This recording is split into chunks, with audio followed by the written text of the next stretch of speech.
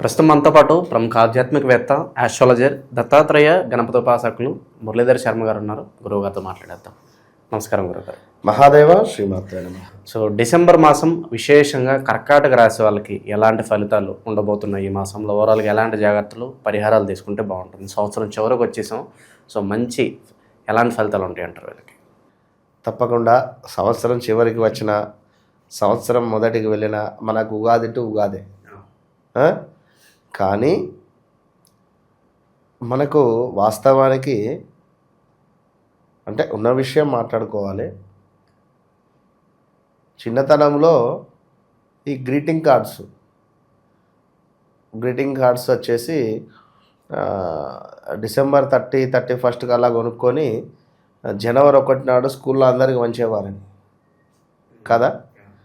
December 1 అంటే December 31కి అట్లా greeting cards కొనుక్కొని జనవరి 1వ తారీఖు రోజు కరెక్ట్గా అంటే హ్యాపీ న్యూ ఇయర్ అని చెప్పి, వాస్తవానికి అంటే ఆ ఉత్సాహం అనేటువంటిది అది ఎవరు తెచ్చిండ్రో ఎక్కడి నుంచి వచ్చిందో తర్వాత ఆ ఫీల్ ఒకటి ఉండే వాస్తవానికి.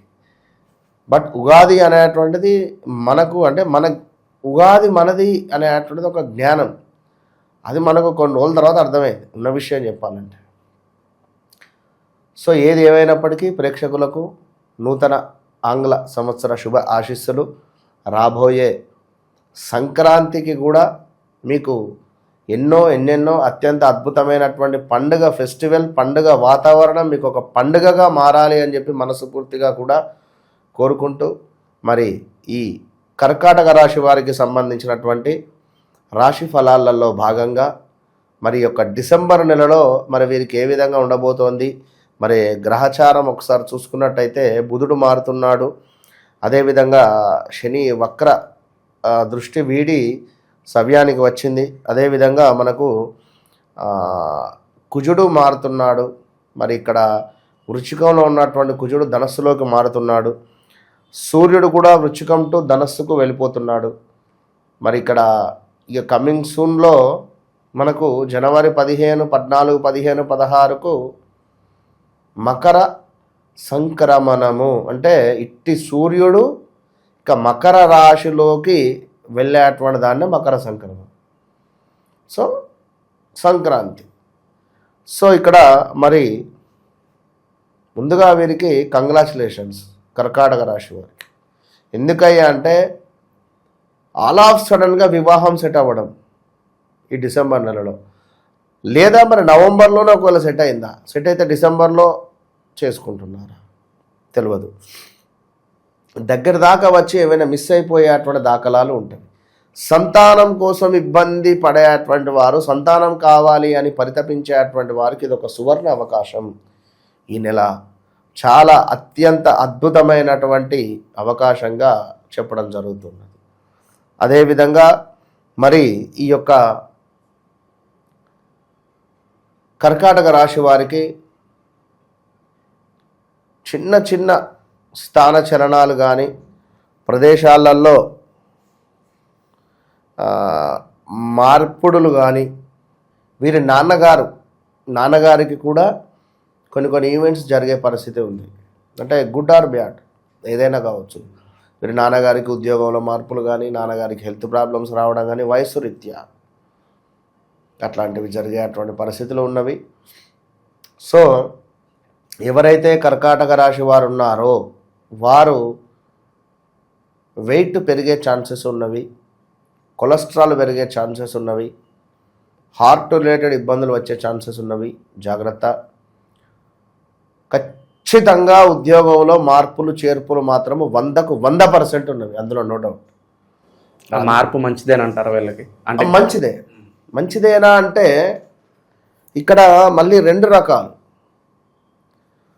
ఇప్పుడు హా అక్షరము, హరీషు, హర్షిత, హాసిని వీళ్ళెవరైనా ఈ పేర్లతో కలిగినటువంటి వారు, వీరిది నిజంగానే జన్మజాతక రీత్యా కూడా అదే అయితే మంచిదే. కానీ వీరి జన్మనామం వేరే, వ్యవహారిక నామం వేరే ఉంది అనుకుంటే మాత్రం చాలా ఇబ్బందులు ఎదుర్కొంటారు. ఇప్పుడు ఉదాహరణకు మేషరాశి వారికి ఏలినాటి శని నడుస్తూ ఉన్నది.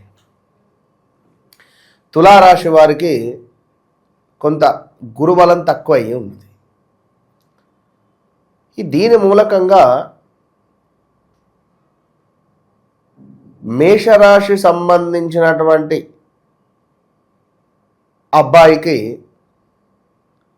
అంటే తన పేరు రమేష్, ఓకే, తనది మేషరాశి, పేరు రీత్యా తులారాశి, కానీ గోచార మన డేట్ ఆఫ్ బర్త్ పుట్టిన సమయం ప్రకారంగా మేషరాశి వచ్చింది. అర్థమైందా? మళ్ళీ చెప్పాను.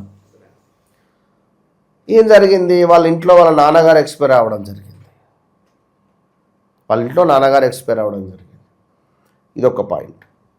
మరి మేషరాశి ఏలినాటి శనిని చూద్దామా, మరి ఇక్కడ గురుబలం తక్కువైందని చూద్దామా? మరొకరిది పేరు రీత్యా సింహరాశి, వారిది ధనస్సు రాశి. కన్సీవ్ అయింది పాప, 5 to 6 months దాకా హ్యాపీ. ఆల్ ఆఫ్ సడన్గా లోపల బాబు గ్రోత్ వెళ్ళాడని చెప్పి అబార్షన్ అయింది. సో దీన్ని ఇప్పుడు మనము ధనస్సు కింద చూద్దామా లేదా ఇక్కడ సింహం కింద చూసుకుందామా? కనుక అలాంటి తగు జాగ్రత్తలకై సంప్రదించాల్సిందే. ఇక్కడ మోమాటం లేదు, ఏదీ లేదు. ఎందుకంటే మనకు గురువు అంటే ఒక వెలుగు.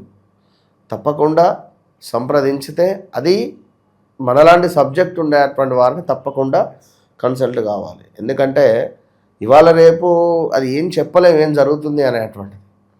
కనుక అది ఆలోచించుకొని ముందుకు వెళ్ళండి. మరి కర్కాటక రాశి వారికి నిజంగా బాగుంది. ఈ సమయంలో కొంతమేర పిల్లలకు హెల్త్ ఇష్యూస్ వచ్చే పరిస్థితి ఉంది. ఎవరైనా ఆల్రెడీ వివాహం జరిగింది, సంతానం అయిందని అనుకునేటువంటి వారికి కొంతమేర పిల్లలకు హెల్త్ ఇష్యూస్ రావడం కానీ, కొంత గర్భసంచి సంబంధించినటువంటి ఇబ్బందులు రావడం కానీ, అదేవిధంగా కొంతమేర ఇంకా ధనధాన్య లాభాలు కూడా ఉన్నవి. ధనధాన్య లాభాలు కూడా, ఎందుకంటే యోగం ఉందా లేదా? ఇప్పుడు నేను అనేది ఏంటి అంటే, ఇప్పుడు కర్కాటక రాశి తీసుకున్నాం మనం. కర్కాటక రాశి వారికి కుజుడు యోగకారకుడు అవుతాడు. కర్కాటక లగ్నం వారికి కుజుడు యోగకారకుడు అవుతాడు.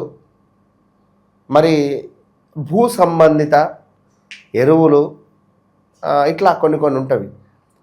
అవి వీళ్ళకు బాగా కలిసి వస్తాయి. రియల్ ఎస్టేటు అంటే మళ్ళీ ఇప్పుడు నిజంగానే మీరు చెప్పినట్టుగా రియల్ ఎస్టేట్ వేరే నాకు కలిసి రాలేదు అంటే నేను ఒప్పుకోను. మళ్ళీ అప్పుడు ఏంటిది, జన్మనామం ఖచ్చితంగా చూసుకోవాలి. జాతకరీత్యా జన్మించినటువంటి ఆ డేట్ ఆఫ్ బర్త్ పుట్టిన సమయం ప్రకారంగా ఒకవేళ వీరికి కుజుడు నీచబడితే ఇబ్బంది అవుతుంది. వివాహానికి సంబంధించిన ఇబ్బందులు అవుతాయి. వివాహం జరుగుతుంది, వివాహం జరిగి ఒక కొడుకు బిడ్డ ఉంటారు. ఆ తండ్రి మరణించడం కానీ, లేదా తండ్రి వీళ్ళని విడిచిపెట్టి వెళ్ళడం కానీ, లేదా వీరు మరొకరికి కనెక్ట్ అవ్వడం కానీ, వారికి వివాహం జరగడం ఉంటుంది. వారికి కొడుకులు పిల్లలు ఉంటారు, వాళ్ళ కొడుకు పిల్లలు వాళ్ళ తల్లి చూసుకుంటారడం, వీళ్ళు ఒక్కడే ఉండడం ఉంటుంది. వాళ్ళు ఈమెకు కనెక్ట్ అవ్వడం ఉంటుంది. ఏదో కొత్తగా వీళ్ళంతా 3-4 నెలల్లోనే కనెక్ట్ అయిపోతున్నారు. చూసుకోండి, జీవితం ఒకసారి ఖరాబ్ అయింది, మళ్ళీ కూడా ఖరాబ్ చేసుకునే ప్రయత్నం వద్దు, జాగ్రత్తగా ఉన్నది. ఆ ధనలాభంతో గురుగారు కొత్త వ్యాపారాలు స్టార్ట్ చేయొచ్చు అంటారా? మంచి టైం అని అంటారా? ఇది ధనలాభంతో కొత్త వ్యాపారాలు సెట్ కావు. మళ్ళీ వారి జన్మజాతకం చూడాలి చూడండి. ఇక అదేవిధంగా కొంతమేర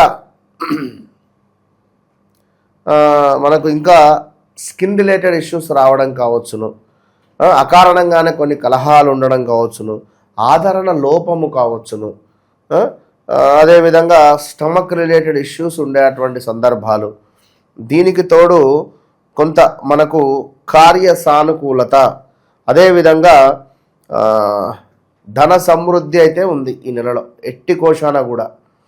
కనుక వ్యాపారస్తులకు మంచి సమయం అని చెప్పుకోవచ్చును. శత్రువులపై ఘన విజయం అని చెప్పుకోవచ్చును. గవర్నమెంట్ రంగంలో శ్రమించేటువంటి వారికి గొప్ప పేరు ప్రఖ్యాతలు వస్తాయని చెప్పుకోవచ్చును. అదేవిధంగా శనైశ్వరుని యొక్క దృష్టి మీ తృతీయ భావంపై పడుతూ ఉన్నది. కనుక తృతీయ భావం ఏమిటి అంటే తల్లికి సంబంధించింది, అదేవిధంగా చతుర్థ భావం తల్లిది, కానీ తృతీయ భావము తల్లి యొక్క ఆరోగ్యాన్ని సూచిస్తుంది కనుక మరి తల్లి ఆరోగ్యానికి సంబంధించినటువంటి ఇబ్బందులకు జాగ్రత్త వచ్చే సూచనలు ఉంటవి. అదేవిధంగా తల్లితో పాటుగా కొంత మీకుండేటువంటి తమ్ముడో అక్కనో చెల్లెనో వారికి కూడా కొంత ఆరోగ్య సమస్యలు వచ్చేటువంటి పరిణామాలు కూడా గోచరిస్తూ ఉన్నవి కనుక తప్పకుండా 1-2 సార్లు మీ వ్యక్తిగత జాతకాన్ని చూసుకొనే ముందుకు వెళ్ళాలి. ఎందుకంటే ఇన్ని విషయాలు కూడా గోచార రీత్యానే చెప్తున్నాం. గోచార రీత్యా అంత మనకు 15-25% మనకు సూటబుల్ అవుతుంది. 100కు 200% మన జన్మ జాతకాన్ని చూసుకుంటూనే మనకు అద్భుతమైనటువంటి ఫలితం కనబడుతుంది. కనుక వ్యక్తిగత జాతకాన్ని చూసుకోవాలి. మనకేం కావాలి? వివాహమా, ఉద్యోగమా, సంతానమా, లేదా అబ్రాడ్ వెళ్ళడమా, లేదా ఉద్యోగంలో మార్పులు చేర్పులా, లేదా ఏం బిజినెస్ చేయాలి, మరి నాకు యోగకారకుడు ఎవరు, నాకు నా జాతకరీత్యా మంచి కరణం ఏమిటి, భద్రకరణమా లేదా వనజకరణమా, శుక్రుడు అధిపతి అది కనుక ఉంటే కనుక జాతకరీత్యా గజ పాదమే, ఇక ఏనుగు అడుగు మొత్తం ఎట్లా అంటే ఇక అసలు నేను చెప్పలేను. ఇక ఆ ధనము వీరు జీవితంలో కూడా చూసి ఉంటారు. అంతటి ధనాన్ని మీరు తెచ్చిపెట్టుకోవచ్చు. యోగకారకుడు ఎవరు కావాలి మనకు కనుక అట్లా చూసుకొని ముందుకు వెళ్ళాలి. వీరికి కర్కాటక రాశి వారికి ఏమిటయ్యా అంటే పాలు త్రాగే అలవాటు ఉంటే పాలు త్రాగకూడదు. వీరు అదేవిధంగా పాలను దానంగా ఇవ్వద్దు. అమ్మవారికి, మహాలక్ష్మి అమ్మవారికి, అదేవిధంగా సుబ్రహ్మణ్యేశ్వర స్వామికి ఒక దానిమ్మకాయను ప్రసాదంగా సమర్పిస్తూ ఉండాలి. మంచి ఫలితం ఉంటుంది. ఓవరాల్గా ఈ కర్కాటక రాశి వాళ్ళందరికీ కూడా ఈ మాసం విశేషంగా ఏ విధంగా ఉండబోతుందో, ఎలాంటి జాగ్రత్తలు తీసుకోవాలి అద్భుతంగా వివరించారు. ధన్యవాదాలు. మహాదేవ.